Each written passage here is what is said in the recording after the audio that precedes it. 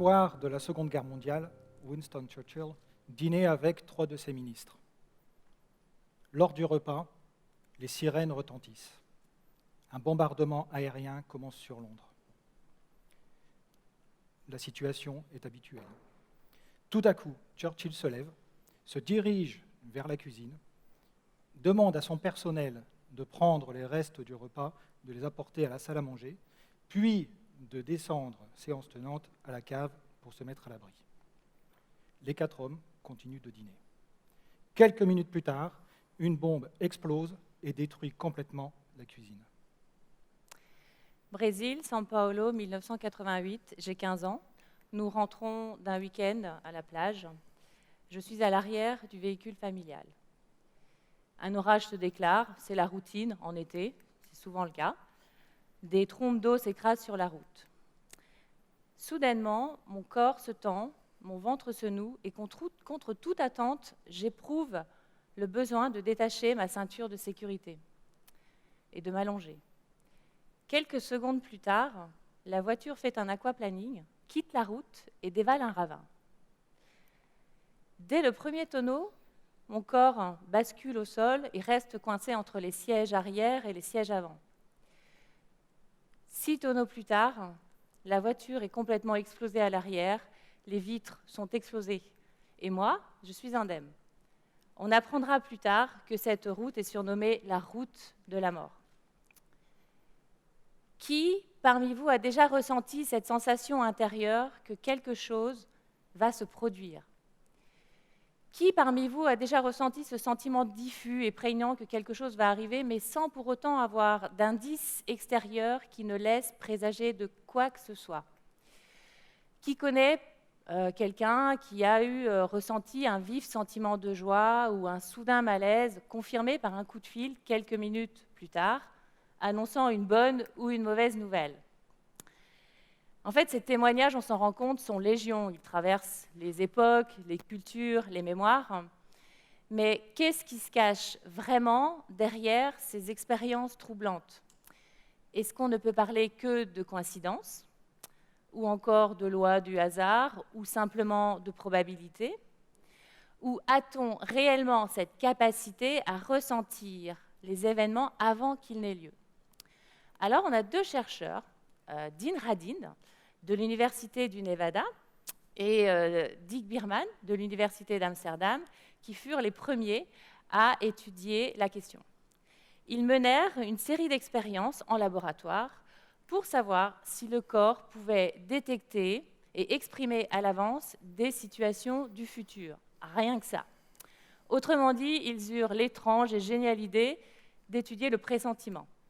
Pressentiment qu'ils définissent comme cette vague impression que quelque chose va arriver, mais sans avoir clairement conscience de ce que cela peut être.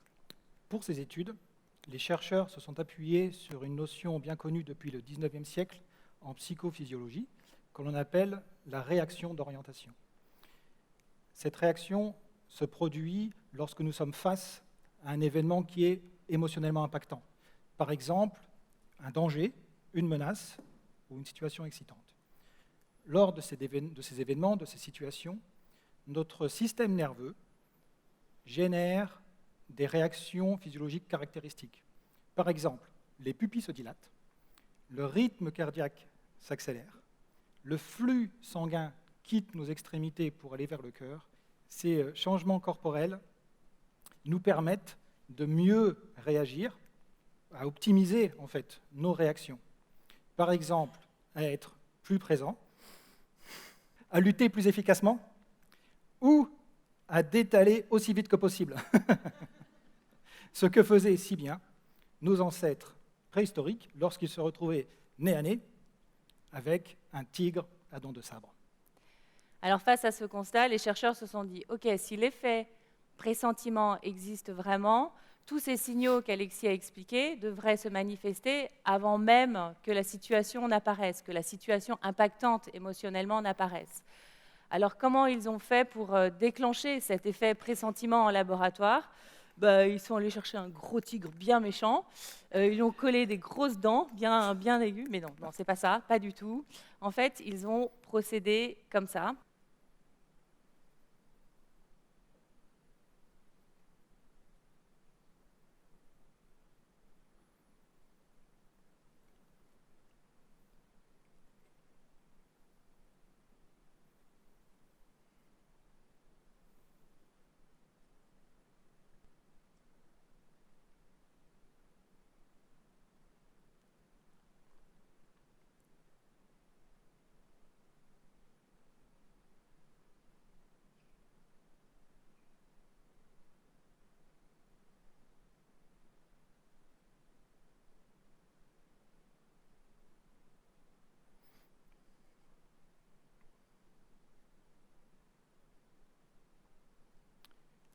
sans vous en rendre compte, vous venez de vivre, à peu de choses près, ce que des personnes ont vécu lorsque l'expérience a été menée réellement en laboratoire.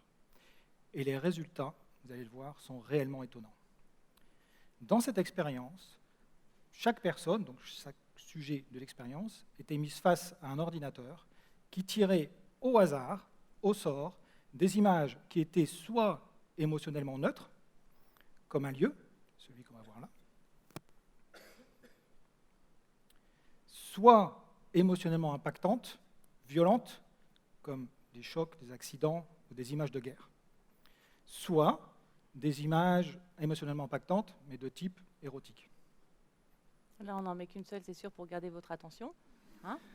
Dans ces expériences, donc, les images étaient tirées au sort. Le sujet, donc, vous et moi, qui se trouve devant un ordinateur, avec, branchés sur la main gauche, des capteurs.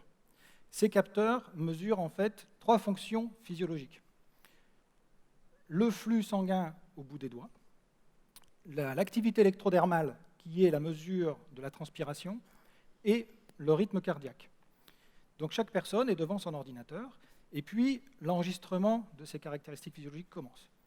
Quand elle le souhaite, la personne clique, cette fois-ci avec la main droite, sur la souris, et alors démarre 7 secondes, et après ces 7 secondes, pendant lesquelles l'écran reste vierge, une image est tirée au sort, et seulement à ce moment-là.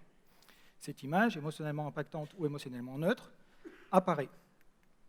Elle reste affichée 3 secondes, pendant lesquelles la personne peut la voir, cette image. L'image disparaît ensuite, et pendant 10 secondes, l'écran vierge, la personne, ça lui donne le temps de revenir à un état émotionnellement neutre. Une fois que c'est fait, chaque sujet reclique et relance 40 fois pour lui-même le cycle, et ceci pour les 24 personnes qui ont participé à l'expérience. Alors, que donnent les courbes d'enregistrement des capteurs? Eh bien, quand la personne a réellement devant ses yeux l'image perturbante, émotionnellement impactante, la conductance de sa peau augmente, le système nerveux réagit. Jusqu'ici, tout est normal. Et quand la personne a devant ses yeux une image paisible, neutre, il n'y a quasiment pas de changement. Là aussi, tout est normal. Maintenant, ce qui nous intéresse, c'est ce qui se passe, bien entendu, avant que n'apparaisse l'image. Donc, dans les deux cas d'image, en fait, le corps pré-réagit. Le corps anticipe, le système nerveux réagit. On observe qu'il y a une conductance de la peau qui augmente. Pourquoi? Parce que la personne, le cobaye, a peur de se prendre en face une charge émotionnelle, encore une, particulièrement gore et flippante, face à une photo d'accident ou d'autopsie.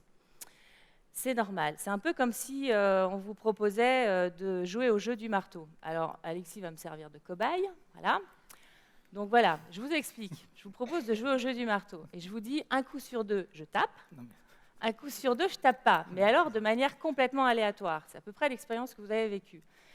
Quand vous vous êtes fait taper une première fois dessus, vous comprenez que ça fait mal. Donc, vous n'avez pas du tout envie que ça se repasse comme ça. Donc, votre corps, hop, il pré-réagit. Votre corps anticipe. Donc ici aussi, tout est absolument normal. Sauf que cette pré-réaction est beaucoup plus forte quand l'image qui va s'afficher est émotionnellement impactante que lorsqu'elle est neutre. Ceci signifie que quand l'image qui va s'afficher elle est impactante ou quand elle est neutre, en fait notre corps en amont pré-réagit déjà de la même manière. Ce qui veut dire que, et ça c'est vrai pour tout, en fait, tout notre corps, ce qui veut dire que notre corps en permanence est en train de scruter notre avenir. Aujourd'hui, il y a des dizaines d'expériences qui ont été menées sur le sujet, sur le pressentiment, de par le monde, dans différents labos universitaires.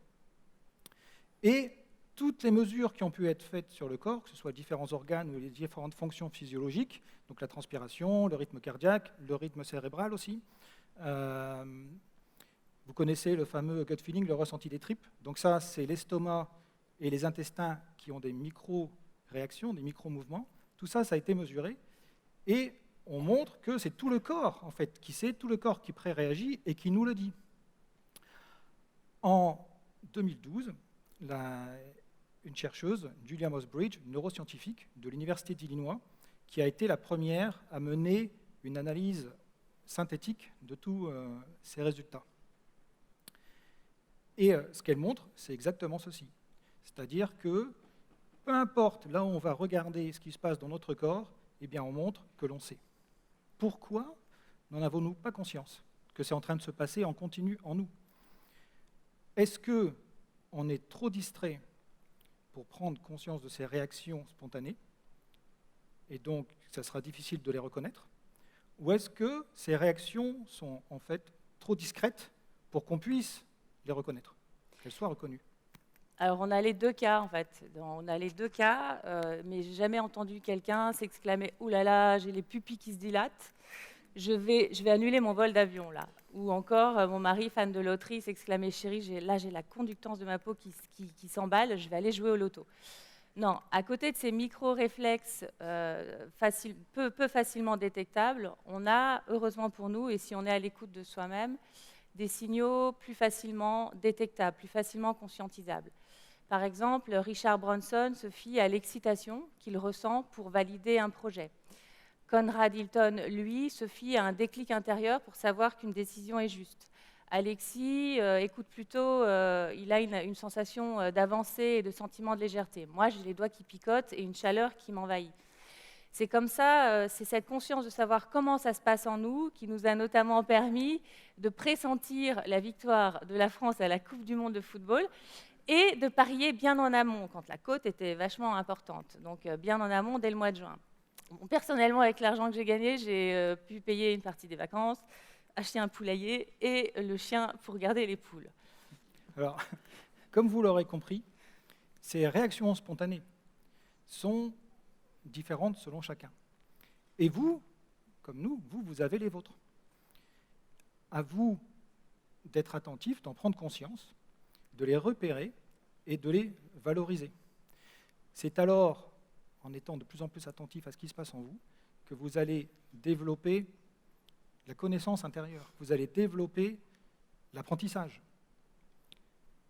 Et alors, de faire de cette capacité naturelle qui est en nous un outil utilisable au quotidien, que ce soit pour faire de grandes choses, comme sauver des vies, ou alors des petites choses de la vie de tous les jours. En voici un exemple. Paris, août 2014. Marie-Estelle et moi, on s'est donné rendez-vous devant la FNAC des Champs-Élysées pour ensuite aller à l'aéroport, direction l'Irlande, et rencontrer un confrère. La veille, je me dis, tiens, ce serait sympa de nous offrir un cadeau, à elle et moi, en lien avec le voyage, pour fêter l'occasion. Et sans analyser, c'est important, sans analyser ce qui pourrait lui faire plaisir ou me faire plaisir, et en écoutant mes ressentis, j'ai fait défiler, j'attends les idées, laisser venir les idées. Et à ce moment-là, m'est venue cette idée d'un carnet de notes, et pile poil se déclenche ce ressenti caractéristique, cette légèreté et cette sensation d'aller de l'avant. Et je sais à ce moment-là que ce carnet de notes, c'est ça, le cadeau. Je me dis, ok, demain, je vais aller acheter 2 carnets de notes, des carnets de notes Moleskine, en lien au voyage. Malheureusement, le lendemain, j'arrive tellement en retard devant le magasin que Marie-Estelle est déjà là. Bon, ben, vous avez compris, hein, c'est cuit. Moi, le lendemain, j'ai tellement d'avance, parce qu'à l'époque, j'habitais en Suisse, que du coup, je me dis, tiens, je vais aller à la FNAC, je vais aller faire un petit tour en attendant Alexis.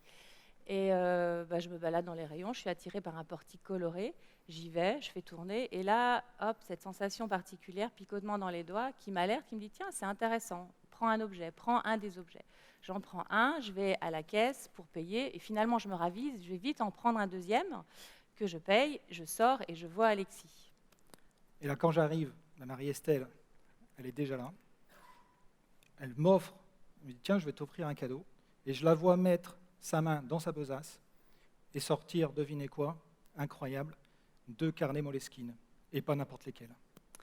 Alors nous avons tous cette capacité de percevoir ce qui vient à nous.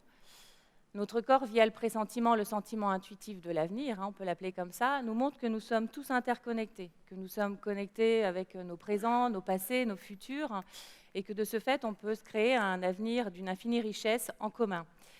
La prochaine fois que vous avez à prendre une décision, à choisir une orientation, à rencontrer une personne, fermez les yeux, respirez profondément et écoutez simplement comment ça fait en vous. C'est un outil simple, assez facile, accessible, gratuit et qui peut réellement vous permettre de transformer vos rêves en réalité. Merci.